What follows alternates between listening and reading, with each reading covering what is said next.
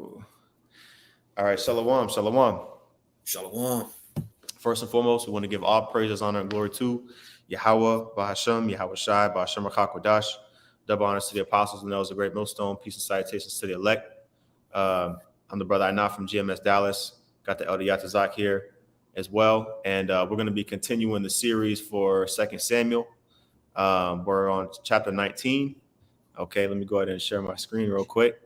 And when you look into the chapter before this one, chapter 18, okay, this is the chapter where Absalom finally got judged. He got, basically put to death, right? Even against the king's commandments. And when you read the end of the chapter 18, David was lamenting. He was lamenting after the fact that his son got put to death, right? Because he requested for Joab not to harm him, right? And Joab did the exact opposite. He actually put him to death, right? So when you go into this next chapter, okay, this part here is titled Joab Reproves David's Lament.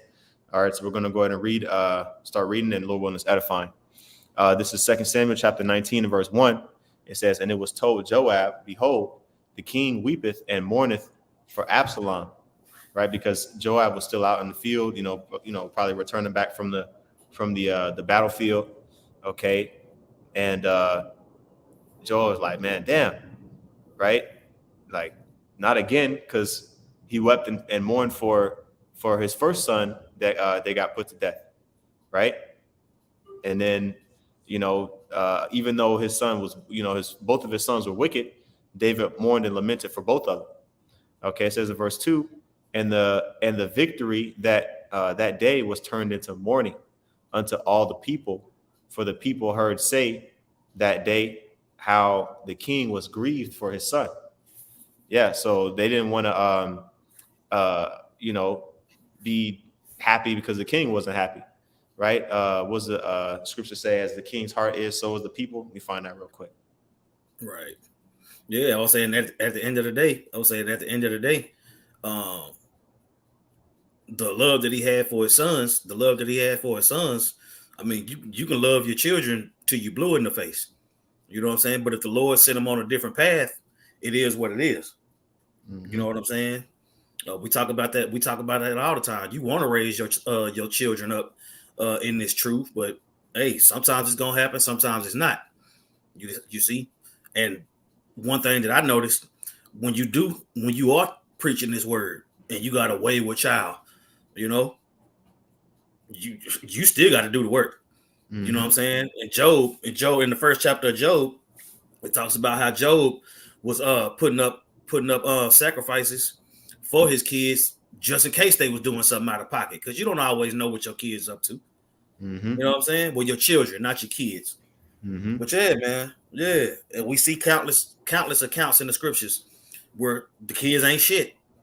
Mm-hmm. Right? I mean, it's a strong possibility. You know what I'm saying? Once they old enough to be held accountable for the law, who knows how it's gonna go? You see? But if you raise them up the best you can in the right way, hey, when the shit hit the fan, they gonna resort back, to what you taught them, right? Or not. Right. But that's what I'm saying. All these examples are on the table for everybody. So everybody's walk is different, but all those things are still on the table. Right. I'm going to go ahead and get this real quick in Sirach chapter 10 and verse 3. It says, "An unwise king destroyeth his people, but through the prudence of them which are in authority, the city shall be inhabited."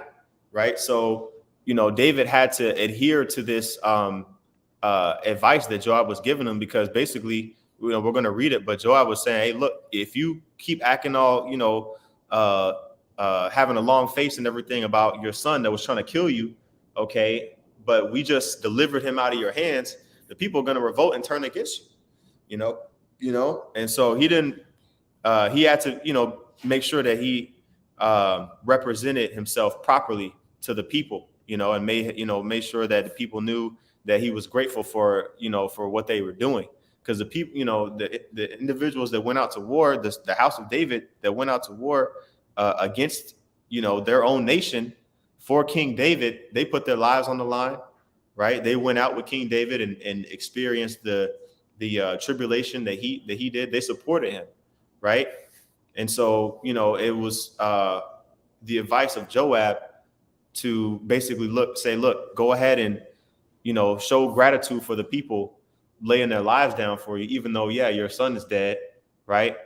Show gratitude, And so this was King David, being that prudent king, even though, his emotions, were influencing him to have that natural affection of just, wanting to grieve for your son. He still changed Joel was like, man, with all due respect, King, you tripping. Yeah. I know you love your son, but that nigga was a piece of shit. He was wicked as hell. He was trying to kill you. Right. He slept with your concubines. You know what I'm saying? He was all kind of out of pocket, bro. You finna lose. You finna lose the whole nation over a piece of shit. Man. With all due respect. Yeah. And even though Joab, went off by going against the king's commandment, you know what I mean, and killing Absalom anyway. Okay. I mean, what was done was done. There was no amount of mourning that could bring Absalom back. And it's like, even when with the Bathsheba situation, when David was fasting for those days when he got the news that the Lord was gonna put his child to death, after his child, of course the child got stricken with sickness, right? And after that he started fasting and mourning. But after he found out that the child was dead, he said, look, why should I fast? The child is dead. Can I bring him back? Right. So, I mean, it's more that same energy with Absalom. Right. Yeah. Cause shit, he was a real POS, man. He was a real piece of crap, man. He just showed himself to be a nigga. So anyway, continuing on here in verse 3, in 2 Samuel in chapter 19 and verse 3, it says, and the people gat them by stealth that day into the city, as people being ashamed steal away when they flee in the battle, right? So like everybody heard that the king was in a bad mood, so everybody else was like, damn, sorry for your loss, king, but it was a conflicting situation. It said in verse 4, but the king covered his face, and the king cried with a loud voice, "Oh, my son Absalom, oh Absalom, my son, my son." Right. So he was publicly mourning, you know what I mean? And that pain hit him because it was told to David that he was going to experience, tribulation because of, the things that he did, the sexual immorality, right? The murder that he committed, and so I'm sure all those emotions were, coming on him at the same time. Mm-hmm. Right. So continuing on, in verse 5, it says, and Joab came into the house of the king and said, thou hast shamed this day the faces of all thy servants, which this day have saved thy life, and the lives of thy sons and of thy daughters, and the lives of thy wives, and the lives of thy concubines, and that thou lovest thine enemies and hatest thy friends. Yeah. It says, for thou hast declared this day that thou regardest neither princes nor servants. For this day I perceive that if Absalom had lived and we had all died this day, then it had pleased thee well. Man, so, he was going in on him. Yeah. He was like, man, he was like, come on now. Yeah. Come on now. That's what I'm saying. You got all these people fighting for you. You got all these people fighting for you, fighting for their king. And you tripping over the enemy? He was clearly an enemy. Mm-hmm. The rest of your house is at stake. And these people fought for you. You need to stop. Mm-hmm. The least you could do is cry in the car. Mm-hmm. Man, like, dang. You know what I'm saying? Like, Joab got pissed off. Mm-hmm. And rightfully so. Because at the end of the day, the Lord wanted Absalom dead. That's why his ass is dead. Right. But hey, but that just goes to show you, like the Apostle Elder Tahar, he threw out that lesson a couple weeks ago that prophets get emotional too. Mm-hmm. Yeah. Yep. And they don't say that this was the end of David's walk Right. or nothing like that. But no, this was a moment. This was a moment to where his emotions got the best of him, to where he needed to be cursed out pretty much. Mm-hmm.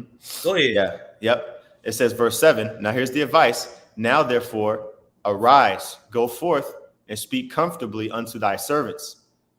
For I swear Get your by ass up and go be king. Mm-hmm. With all due respect. Yeah, respectfully. Right? You gotta throw that respectfully on there just in case. Yeah, just in case. Yeah, God. Yep. Okay. It says, now, verse 7. Now, therefore, arise, go forth, and speak comfortably unto thy servants. For I swear by the Lord, if thou go not forth, there will not tarry one with thee this night. And you're that gonna will lose be everybody. Mm-hmm. You're gonna if you don't get your stuff together right now, you're gonna lose everything. Mm-hmm. Go ahead. Yeah. Hey, matter of fact, I got a precept on that real quick. Proverbs 14. Okay.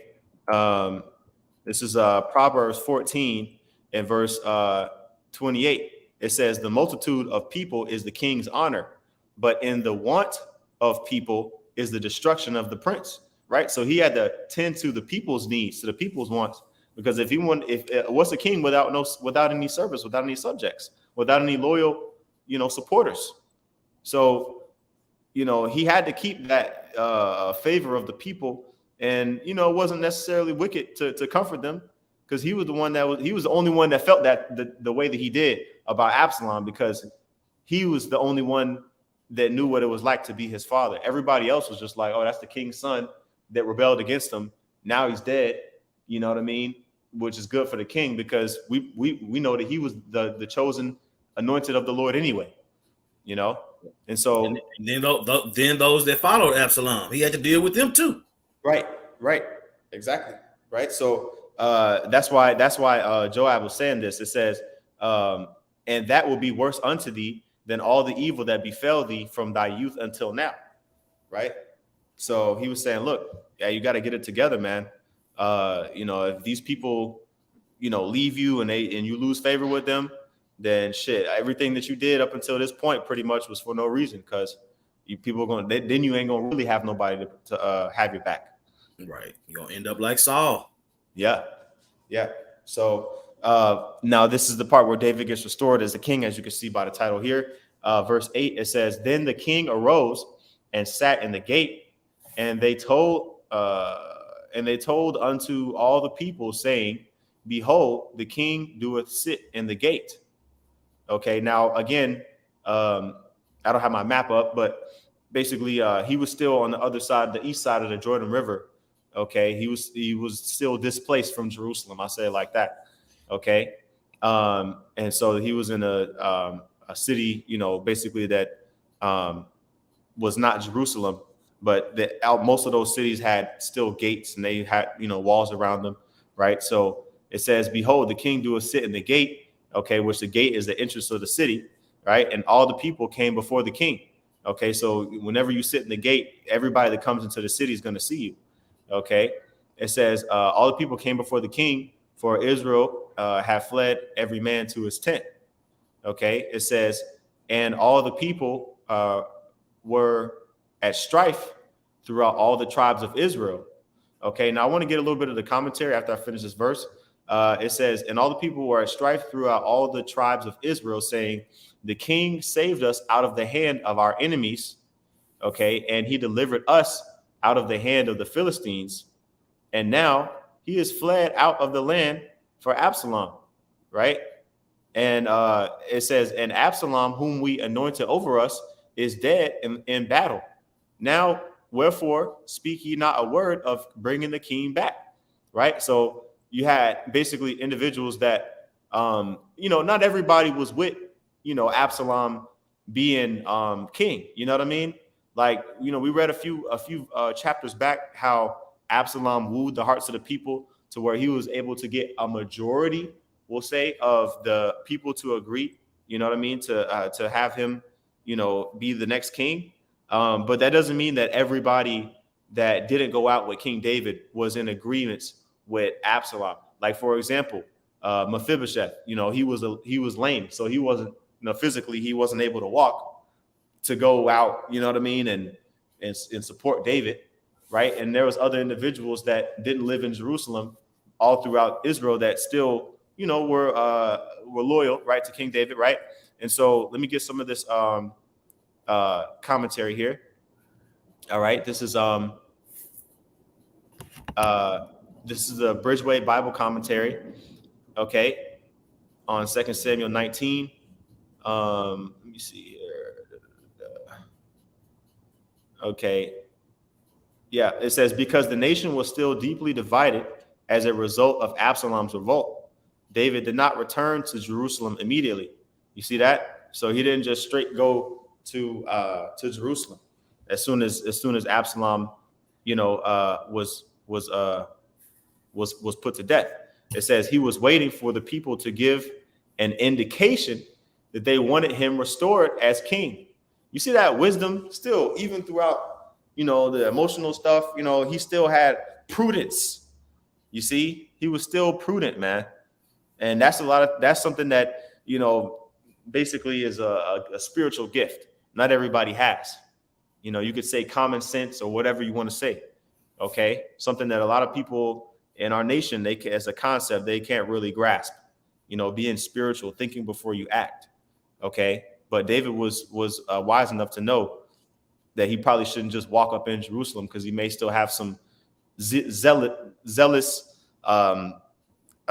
Absalom supporters waiting for him, So it says some people of the northern tribes had suggested they invite David back, but the people of Judah, David's own tribe, had apparently said nothing. So that's why when you read, let me go back to it in 2 Samuel 19 in verse 10.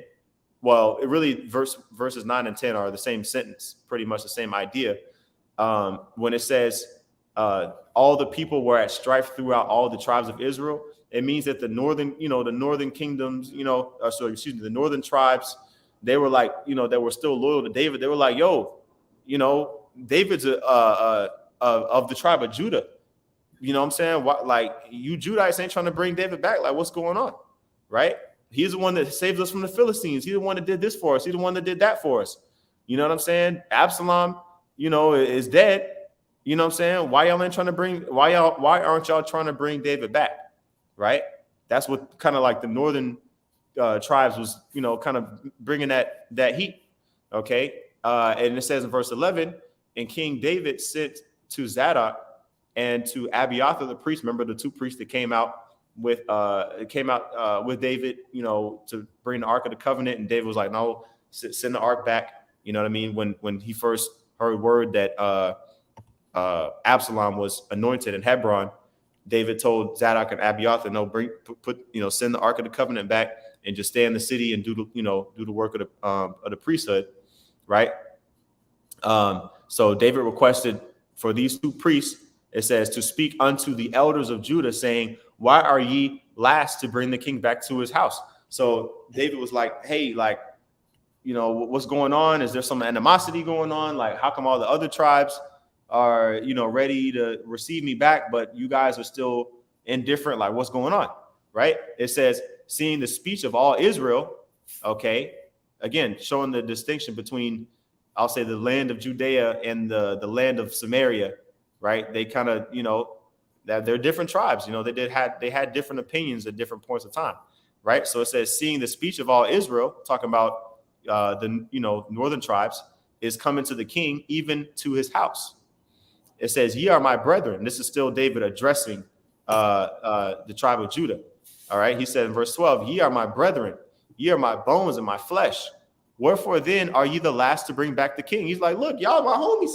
It reminds me of that scripture where Yahushua said a prophet is not without honor except in his own house. I'm gonna pull that real quick.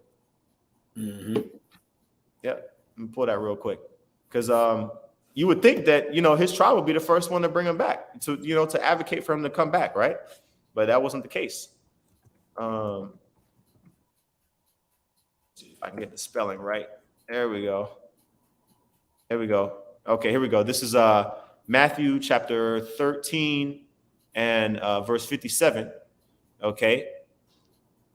It says, and they were offended in him. Let me see here. Outside of verse 55, it says, is not this the carpenter's son? These were, Yahushai's neighbors after he was preaching to them and, bringing out these mysteries and, these breakdowns.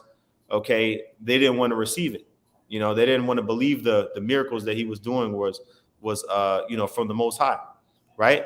So it said, is not this the carpenter's son?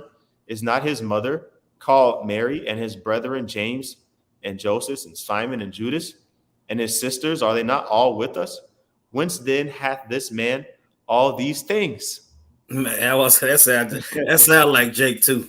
Yeah. That sound like Jake. You know what I'm saying? Boy, what you mean you a man of the Lord? You ain't the son of God. Boy, you Joseph's son. Right. We know your mama and your brothers and sisters. Boy, stop. Yeah.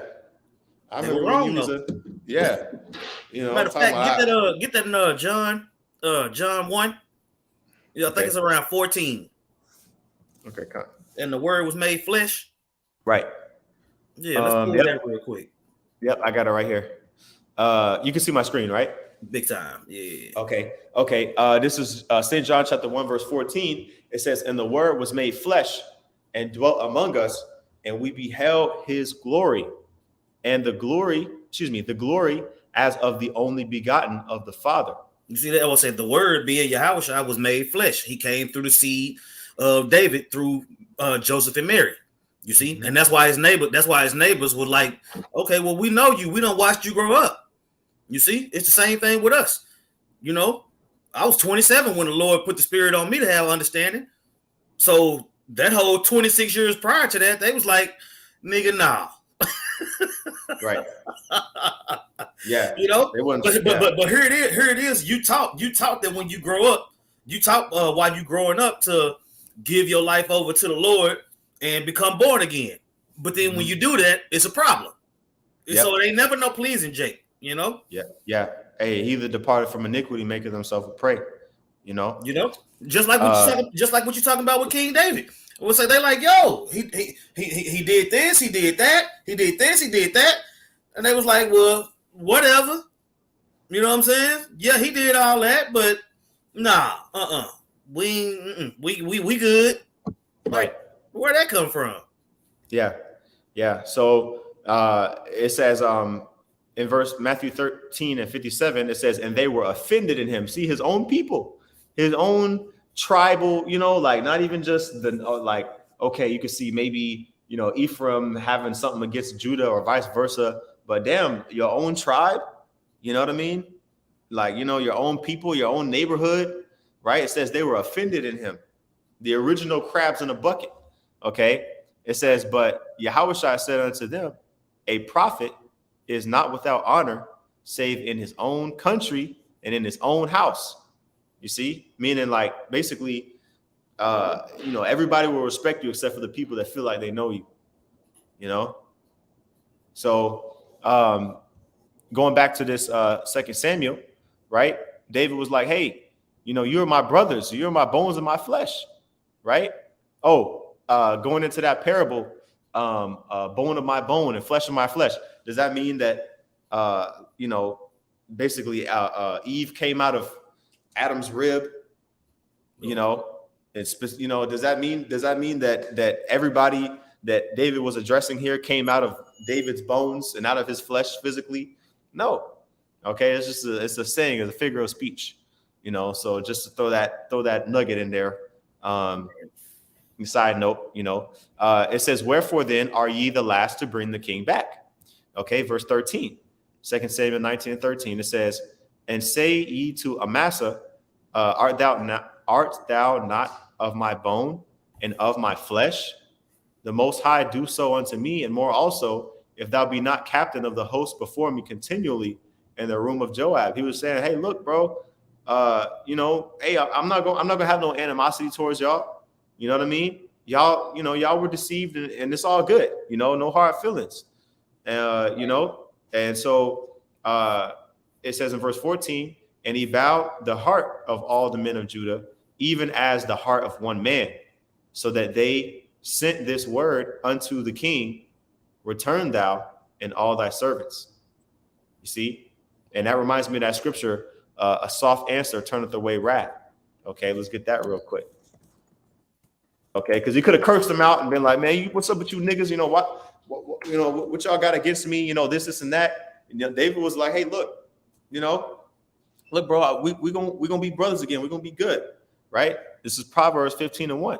It says, a soft answer turneth away wrath, but grievous words stir up anger. You see? So this is what David was using, a soft answer. And in doing so, it said what? He bowed the heart of all the men of Judah, even as the heart of one man. So nobody disagreed with him. They were like, damn, you know what? You're right. And they repented. Okay. We're going to try to get through this because I know it's a little lengthy. That sound like some advice that'll apply to today. You know what I'm saying? I know y'all think we rapists and pedophiles and all these different things, but it's not wise for y'all to be going out there fucking with them Palestinians and them Israelis. You know? Man, instead of, you know what? Y'all right. You know what I'm saying? Because it is all about waking up the elect and gathering our nation. But you see the response. You see the response we get. You got it. Con. This is 2 Samuel chapter 19:15. It says, and so the king returned and came to Jordan, right? The Jordan River. He went from the city that he was in east of the Jordan River, and he went west, okay, to the Jordan River. All right. And Judah came to Gilgal, which is a city, close to the Jordan River. Okay. Let me see if I got a deal here. I was looking at some other maps, so probably I don't think I have the one that I normally have up here. Yeah. Let me see. Gilgal, I don't know if it's on here or not. Yeah. I got to get like a really good map that has all of them. There's so many cities. It's not easy to, to find one that has all of them on there. But anyway, it says that Judah came to Gilgal to meet the king, to conduct the king over Jordan. Okay, so they were basically, what's the word? When somebody goes with another person, not chaperone, but escorting him. They were escorting him, right, back over the Jordan River. It says, and Shimei, the son of Gera, a Benjamite. This is the guy that I believe was, let me see, the guy that cursed David, if I'm not mistaken. Let me see, I got it pulled up. Yeah, I got the precept. Okay, yeah, this is the guy that cursed David. Yep, okay, that's him. Yep, a couple of the chapters back. He was calling him, a bloody man and all this and that, throwing rocks at him, right? And David still, David didn't put him to death. He kept him alive, right? So here he coming back, right? So this is it says, and Shimei, the son of Gera, a Benjamite, which was of Bahurim, hasted and came down with the men of Judah to meet King David, because he probably wasn't expecting King David to have defeated Absalom's forces. When you think about how they were outnumbered and this and that, right? And so he was like, oh shit, my life's in danger. Let me go and try to make amends, right? It says in verse 17, and there were 1,000 men of Benjamin with him, and Ziba, the servant of the house of Saul, and his 15 sons, and his 20 servants with him. And they went over Jordan before the king. So they made it top priority. And he brought Ziba with him, the guy who went out and pretty much tried to flatter David. You know what I'm saying? Basically, man, what's so crazy? They kind of were trying to finesse a little bit. You know what I mean? They were kind of trying to hustle. When you really read it and look at the situation, they were kind of trying to like hustle a little bit. You know what I mean? I don't know a better word for it, but they were trying to. No, that's it. They were trying to yankwad. Yeah. They were trying to hustle the king, man. Because they were like, oh shit, man. Our asses are, we got to secure our position. We got to make sure, we won't get no fire up under our ass. Let's go out there and make sure that we first to say Salakia. You know what I mean? I just wanted to come up first, Malak Dawada, and just say, Salakia for my behavior, Mm-hmm. Yeah, because that's what I'm saying. At the end of the day, shit, they was in the wrong. Yeah. Yeah, that's what I'm saying. The Lord is very serious about us acknowledging our offenses. Mm. You know, and we can only show that amongst men, amongst each other. Mm-hmm. You know, Yeah. so that's what I'm saying. The more we read these accounts, the more we go into this history, the more you see that you can apply these things to today. You Right. know, that's what I'm saying. Because you hear our apostles and elders all the time say, if I'm wrong, then I'm wrong. You know what I'm saying? I stand corrected. You can correct me if I'm wrong. These other groups, they ain't trying to hear that. You know what I'm saying? Also, they can be dead, but they can be dead wrong. It'll cuss you out. Right. Go ahead. This is verse 18. It says, "And there went over a ferry boat to carry over the king's household and to do what he thought good. And Shimei, the son of Gera, fell down before the king, and he was as he was come over Jordan, and said unto the king, Let not my lord impute iniquity unto me, neither do thou remember that which thy servant did perversely, the day that my lord the king went out of Jerusalem, that the king should take it to his heart." Yeah, he's like, my bad, man. You know what? I was out of pocket. You know, and that's what I'm saying. If King David would allow his men to kill him, then he would have never got that apology. He would, you know what I'm saying? It was like the Lord was always protecting David. You know what I'm saying? Right. Even though he had his situations that he had, you know. But yeah. He understood. I would say David, that's one thing about it. David understood mercy. You know, so we got to understand mercy. Go ahead. It says, verse 20, "For thy servant doeth not know." Excuse me, I'll read it again. 2 Samuel 19 and 20. "For thy servant doeth know that I have sinned. Therefore, behold, I am come the first this day of all the house of Joseph to go down to meet my lord the king." Okay. It says, "But Abishai, the son of Zeruiah, answered and said," and remember, Abishai was, I believe, Joab's brother. Okay. It says, "Abishai, the son of Zeruiah, answered and said, Shall not Shimei be put to death for this, because he cursed the Lord's anointed?" Right. It says, "And David said, What have I to do with you, ye sons of Zeruiah, that you should this day be adversaries unto me? Shall there any man be put to death this day in Israel? For do not I know that I am this day king over Israel? Therefore he said unto Shimei, Thou shalt not die.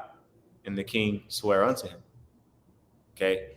Now I want to get this quick reminder. Okay, in 1 Kings 2 and 8, one of the things that King David told Solomon to do on his deathbed, okay, was to remember the thing that Shimei did.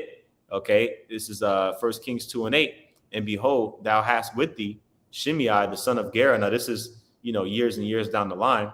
Let's say, at least 10, 15, 20, probably 20 years down the line, right? Where this conversation is happening here. It says, "And behold, thou hast with thee Shimei, the son of Gera, a Benjamite of Bahurim, which cursed me with a grievous curse in the day when I went to Mahanaim. But he came down to meet me at Jordan, and I swear to him by the Lord, saying, I will not put thee to death with the sword." You see that? So I was like, he had the mercy on the man, and he pretty much left him in the Lord's hands. You know what I'm saying? And the Lord put the spirit on him to tell Solomon to do it. Right. And see, that's what I was gonna say. It says now in verse 9, "Now therefore hold him not guiltless. You see, for thou art a wise man and knowest what thou oughtest to do unto him." So see, he didn't he didn't, say that, "Hey, I'm gonna get this guy before I get put to death." He just told his son, "Hey, look, you a wise man, you know what to do." Right. It says, but his hoar head bring thou down to the grave with blood. So he was like, "Hey, I promised I wasn't gonna put him to death." You know what I'm saying? But that don't mean that you can't do it. You see what I'm saying? And we know that Solomon is Yahushua. Yeah. See? And it's a commandment to curse not the king. Right.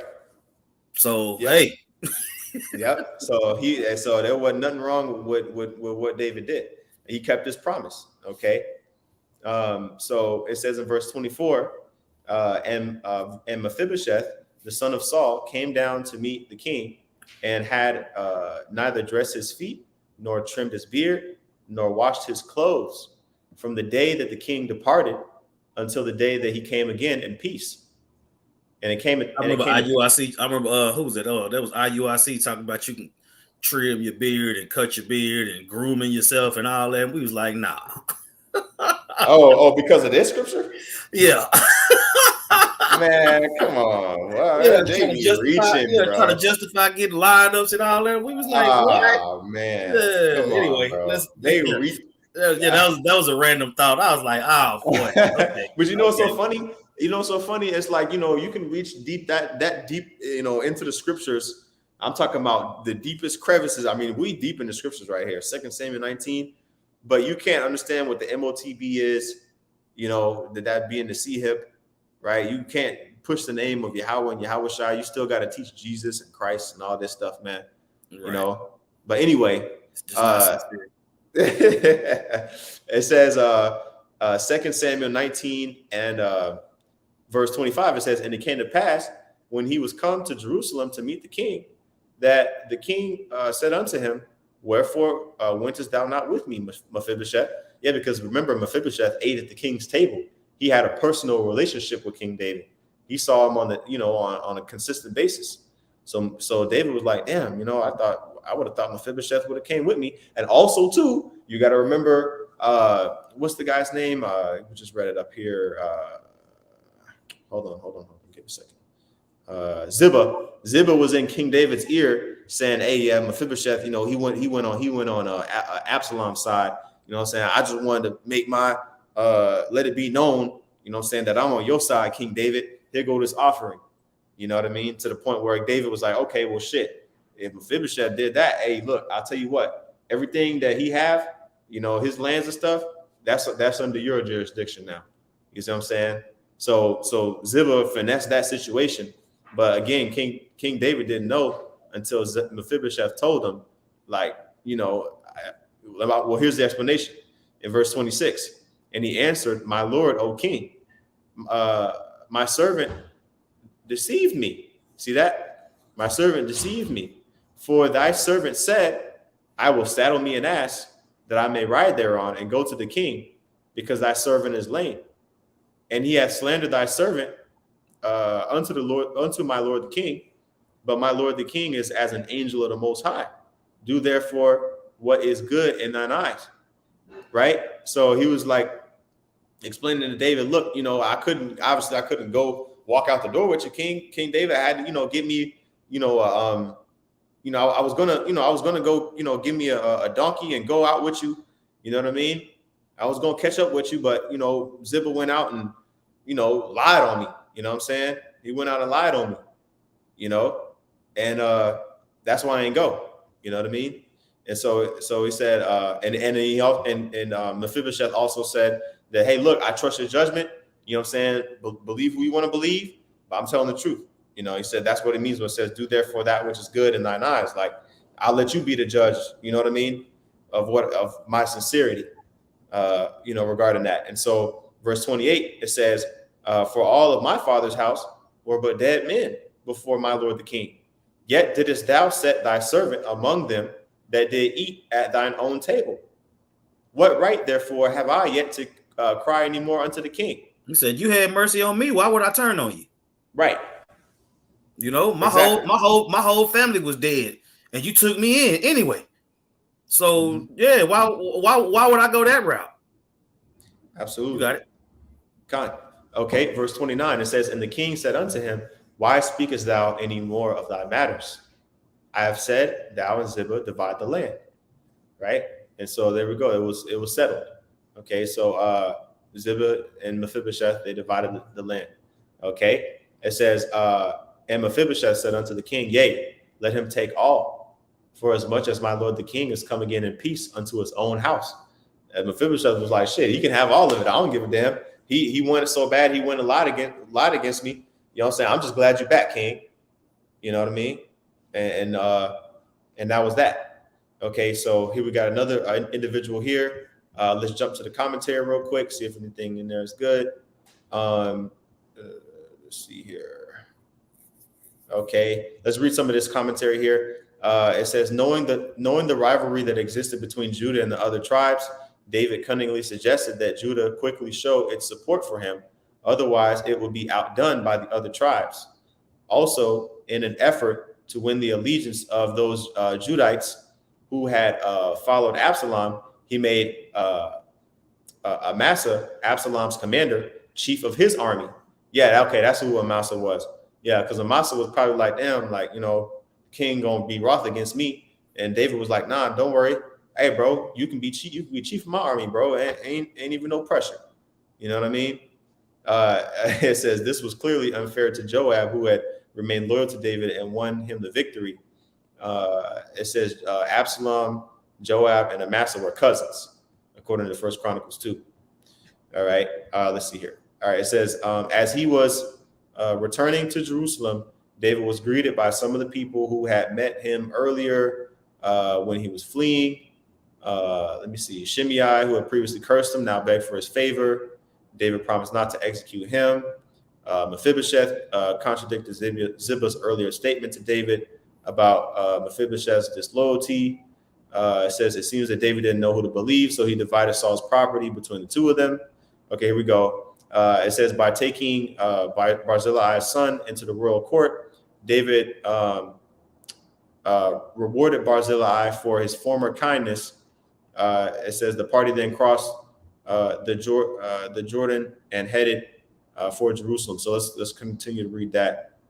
A lot of this is just kind of conversation. Some of this part here is it says, and Barzillai the Gileadite came down from Regolim and went over Jordan with the king. Let's see who Barzillai mean, or who he is exactly when he first comes up, I'll say. That word here is Strong's H1271. Barazalia. Iron, yeah, that's what Iron Barazal. We got a brother in Atlanta named Barazal. And then okay, you can say my iron. At the end of the word. It says a Gileadite leader who helped David defeat Absalom's rebellion. Okay, that's cool. That's what's up. Let's go back here. All right, verse 33. Verse 32. Now Barzillai was a very aged man, even 80 years old, which is 80 years old, and he had provided the king of substance while he lay at Mahanaim, for he was a very great man. And the king said unto Barzillai, come thou over with me, and I will feed thee with me in Jerusalem. And Barzillai said unto the king, how long have I to live, that I should go up with the king unto Jerusalem? I am this day 80 years old, and can I discern between good and evil? Can thy servant taste what I eat or what I drink? Can I hear any more the voice of singing men and singing women? Wherefore then should thy servant be yet a burden unto my lord the king? Thy servant will go a little way over Jordan with the king. And why should the king recompense me with such a reward? Let my servant, I pray thee, turn back again, that I may die in mine own city, and be buried in the grave by the grave of my father and of my mother. But behold, my servant Chimham, let him go over with my lord the king, and do to him what shall seem good unto thee. And the king answered, Chimham shall go over with me, and I will do to him that which shall seem good unto thee. And whatsoever thou shalt require of me, that will I do for thee. Okay, so Barzillai sent his servant Chimham, okay, because he was, Barzillai was 80 years old. So you're like, shit, let me just stay over here. Okay, it says, and all the people went over Jordan. All right, so they passed over the Jordan River. And when the king was come over, the king kissed Barzillai and blessed him, and he returned unto his own place. Again, according to the customs of our people, You have to understand that, you know, this is a term or a gesture of endearment. All right. They wouldn't, you know, kissing, you know, intimately. All right. You know, a custom that's done in a lot of other countries, you know, they'll kiss on the cheek. Right. And, you know, it's like basically the most friendly family. It's like a family greeting. I'll say it like that. You know, it says verse 40. Then the king went on to Gilgal, and Chimham went on with him. And all the people of Judah conducted the king, and also half of the people of Israel. And behold, all the men of Israel came to the king and said unto the king, why have our brethren, the men of Judah, stolen thee away, and have brought the king and his household and all David's men with him over Jordan? And all the men of Judah answered the men of Israel, because the king is near of kin to us. Because you got to remember, like in the beginning of this chapter, and this is the second to last verse, but in the beginning of this chapter, you know, there was a controversy, if you will, of, you know, the people that were the tribes that were in the northern part of the country saying, hey, you know, we're ready to bring the king back. You know, what's up with these Judites? You know, they're of the same tribe of David, but they still ain't trying to bring the king back. You know what I mean? And basically, when they saw that Judah was bringing the king back, they were like, hold on, these guys, you know, they fair weather fans. They were just on Absalom's side. You know, what's up with these Jews? They basically had a little bit of animosity against Judah because they kind of saw them as traitors in a way of, you know, kind of like rebelling against their king, you know? And it says, and all the men of Judah answered the men of Israel, okay, saying, because the king is near of kin to us. So he's saying, look, shit, we, you know, the king he's of the same tribe as us. You know, it says, wherefore then be angry for this matter? We have eaten, have we eaten at all of the king's cost? Or have he given us any gift? Right? Like that Judah was saying, the tribe of Judah was saying, shit, he ain't you know, bribe us to bring him back. You know what I mean? We ain't benefiting in no way, you know, more so than you guys to bring him back. You know what I mean? We're doing this, you know, because we came to our senses, if you want to say it like that, right? And this is a foreshadow, this last verse here, of basically the split, you know, of Israel into two kingdoms. Okay. And I'm going to read this and then I'll finish the commentary. It says, and the men, verse 43, and the men of Israel answered the men of Judah and said, we have 10 parts in the king, and we also have more right in David than ye. Why then did ye despise us, that our advice should not be first had in bringing back the king? Meaning, the men of Israel were saying like, "Hey, look, shit. There's 12 tribes, right? We're 10 out of the 12 tribes, you know, are you know, obligated to give tithes to the king and this and that, right? And you guys, you Judites, y'all supposed to be, you know, y'all supposed to be on David's side, man. Why weren't y'all the first? You know, why did it take us to have to come and say, bring the king back? Y'all should have been the first ones, right? It says, and the words of the men of Judah were fiercer than the words of the men of Israel. So they had that contention there, but ultimately Judah, you know, Judah's point was the one that ended up settling the conversation. You know what I mean? Basically saying, hey, look, you know, the king is near of kin to us, and ultimately it was squashed, but there was still a little bit of, you know, I'll say a little bit of contention, you know, after that situation, after the whole rebellion of Absalom. So I'm gonna go ahead and finish this last little chapter, and then that's all I got, Zaquan. It says, Judah responded so vigorously to David's call to bring him back to Jerusalem that it outdid the other tribes. Unfortunately, the whole affair further stirred up those intertribal jealousies, which one day would result in the breaking up of the kingdom. Right. It just goes to show you, everybody that want Israel to be united prior to the Lord coming back, It's just not gonna happen, man. Israel had always been divided. You know what I'm saying? And a house that's divided can't stand. So that's why we done gone through all the shit that we done gone through. Mm-hmm. You know? But now it's to the point now to where the elect, the hopeful elect, is trying to tell the rest of the nation. So you got a division between those that are all those that are of Israel ain't of Israel. Right. See? It talks about Romans 11, where it talks about the Lord put that division between Israel for his sake. You see? So at the end of the day, it's miracles being worked through all this division. You see? Right. You see how like you were saying, once Absalom was defeated, and once Absalom was defeated, it got to the point to where it was like, oh shit, we went with Absalom, so we done messed up, so we need to get back into good graces. You know what I'm saying? But it's a good thing that David just was the king by the end. Mm-hmm. You see, because he had that mercy. You see, you had certain kings in Israel that would have just killed every damn body. Man, you know. So when you hear about the mercies of David, as you read this account going into the history, you see how he was able to build that legacy. You know what I'm saying? The sure mercies of David. Everybody don't get the same mercy as David did. You see? As soon as Jake do something stupid or commit adultery, the first thing they want to do is reach for King David. Bro, everybody don't get the same mercy. You know what I'm saying? So you got the dude that bent down to pick up the sticks on the Sabbath. He didn't get the mercy of David. Man, God. You know? Get Romans 9.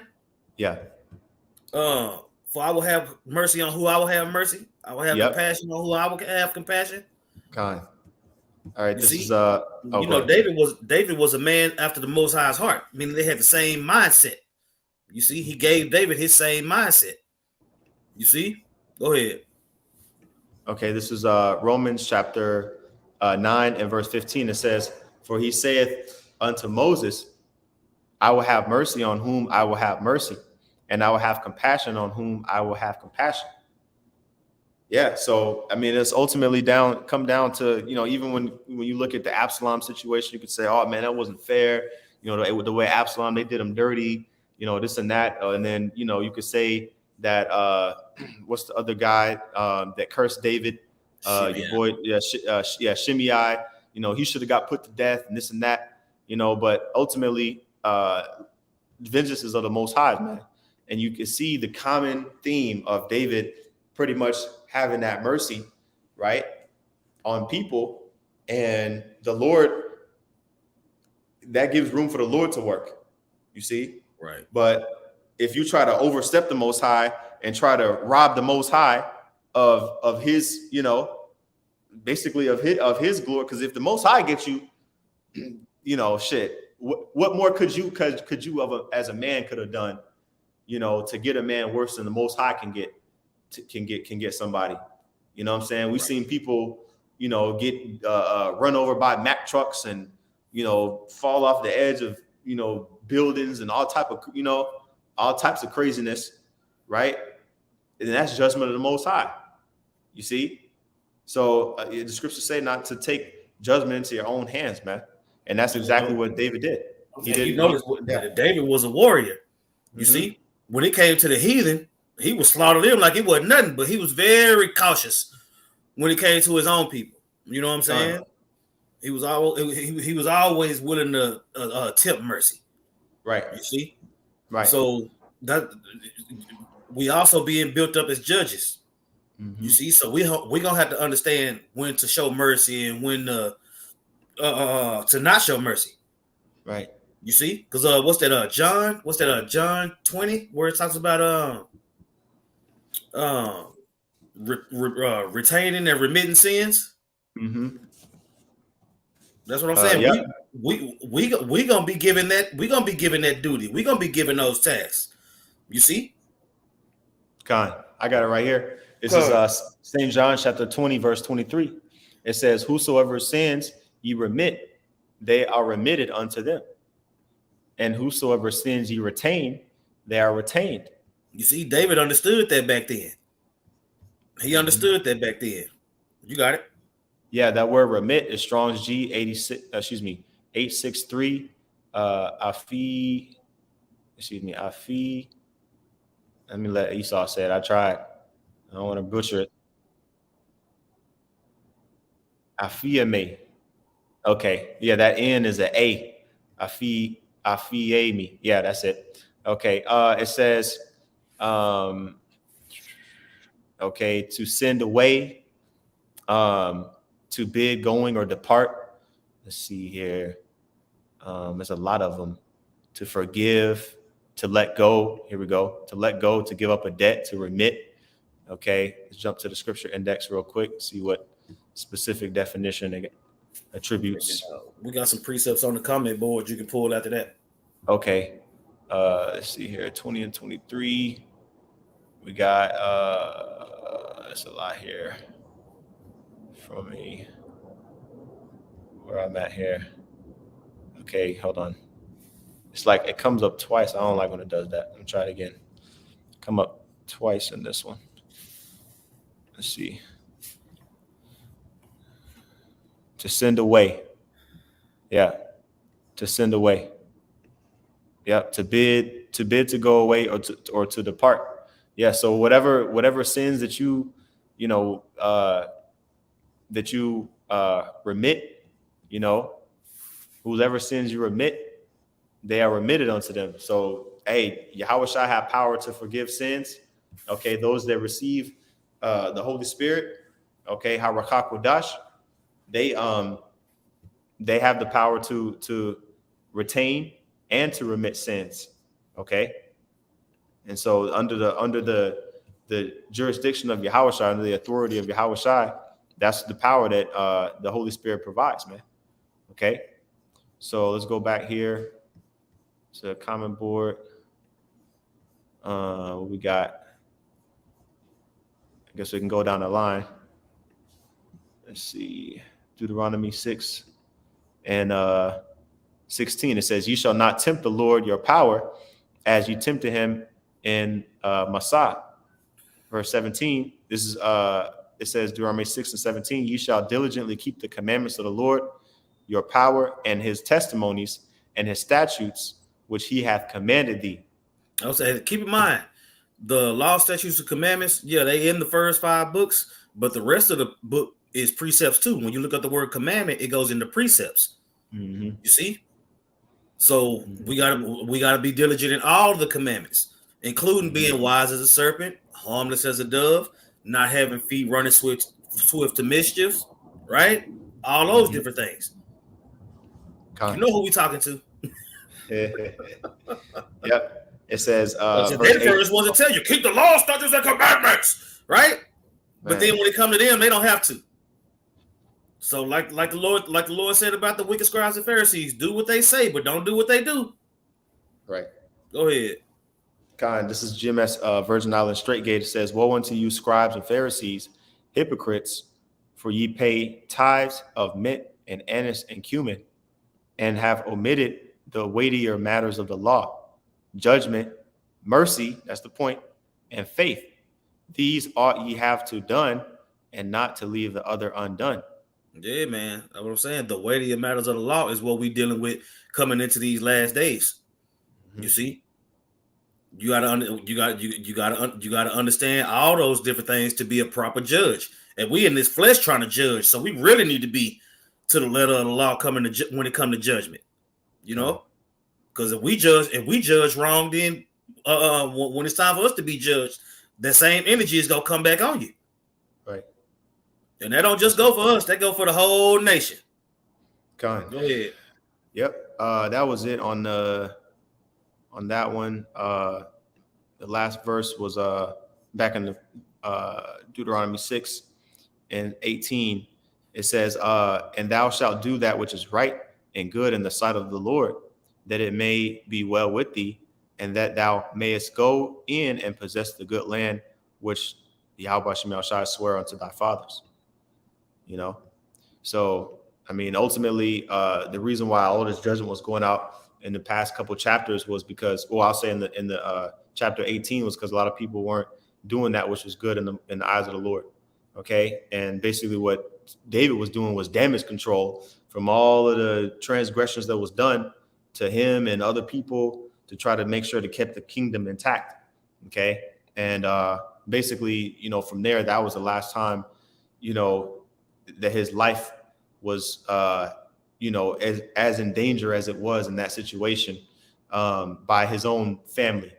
The next chapter goes into, a little small revolt that, Joab quelled quickly, but, we'll leave that for another lesson.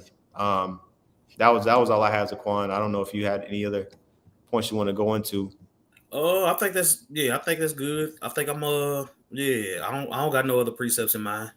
Yeah. This is pretty much a reconciling chapter.